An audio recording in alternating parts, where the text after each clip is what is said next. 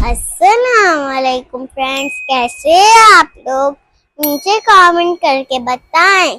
आज मैं आपको बताऊंगी उन एनिमल्स के बारे में जो विंटर में सरवाइव करते हैं।